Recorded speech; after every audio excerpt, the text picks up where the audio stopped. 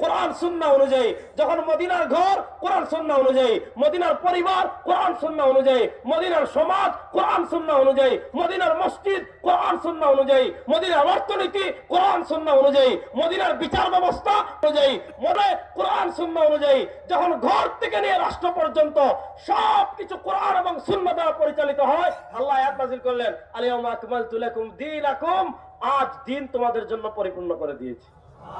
তাহলে বোঝা গেল ইসলাম যেমন ঘরে থাকবে, মনোযোগ, ইসলাম যেমন ঘরে থাকবে, মনোযোগ, রাষ্ট্রে ইসলামের প্রয়োজন আছে না নাই?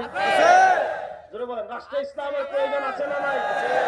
অর্থনীতিতে ইসলামের প্রয়োজন আছে না নাই? বিচার ব্যবস্থা ইসলামের প্রয়োজন আছে না নাই? সংবিধানে ইসলামের প্রয়োজন আছে না নাই? সংসদে ইসলামের প্রয়োজন আছে না নাই? এরপরে ইসলামের একটা ভিন্ন ক্যাটাগরি ছিল 1400 বছরে। 1924 সালে উসমানী খিলাফতের পতন হলো।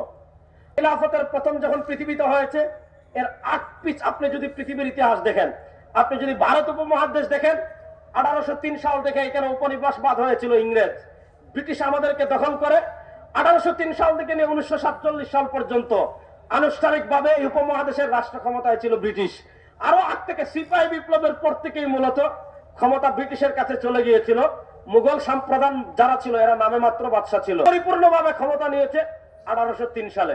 1803 সাল থেকে নিয়ে 1947 সাল পর্যন্ত আমরা এই উপমহাদেশে কি দেখেছি? ব্রিটিশের গোলামি, ব্রিটিশের শাসন দেখেছি। ইসলাম বিদায় নিয়েছে। আমরা দেখেছি তুরস্ক থেকে উসমানী খিলাফতের বিদায় হয়েছে, তুরস্কে ধর্ম নিরপেক্ষতা এসেছে। 1950-এ আমরা মিশরে দেখেছি জামাল আব্দুল নাসেরের মাধ্যমে ইসলামকে সরিয়ে আরবি জাতীয়তাবাদ তারা প্রবর্তন করেছে। আমরা 1957-তে দেখেছি আমাদের হাবিব বুরগাবের মাধ্যমে তিউনিসিয়ায় তারা ধর্ম নিরপেক্ষতা প্রতিষ্ঠিত করেছে। আর 1972 সালে আমরা দেখেছি বাংলাদেশে 72-এর সংবিধানের নামে ওই ভারতের দালালরা আমাদের উপর ধর্ম নিরপেক্ষতা চাপিয়ে দিয়েছিল।